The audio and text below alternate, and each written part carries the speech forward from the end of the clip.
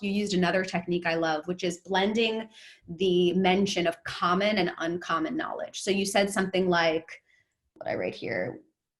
Oh, so something like we all have, I want to mention something like our shared trust, since we all have a slightly different shared vision.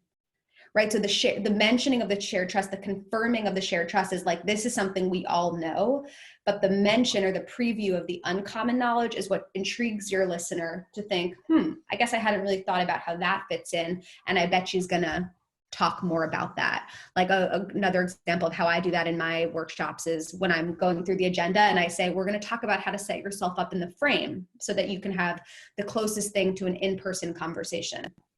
Setting yourself up in the frame, that's the common phrasing. People know we're going to talk about that, but so that you can have the closest thing to an in-person conversation, now people are thinking, okay, that's what I want. I hope she talks more about that.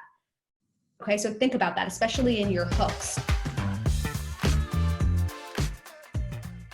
But now make them a little bit more engaging so that they're engaging for you. Everything that you just laid out was crystal clear, but it was still common knowledge. And the reason someone stays engaged with you is because you're inserting some level, you're infusing it with some level of uncommon knowledge. That's why I was sharing this as an example. What I'm saying is how to set yourself up in the frame. That's teetering on common knowledge. But so you feel settled, look like yourself, and can have the closest thing to an in-person conversation. That's where we go toward uncommon knowledge, because that's not what people know how to do intuitively. Okay. Do you see what I'm saying? Or what you must keep in mind about timing when turning live interactions into virtual meetings or presentations.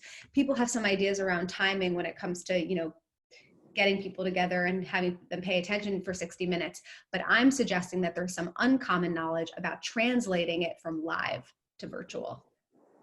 So do you see where I'm going with that?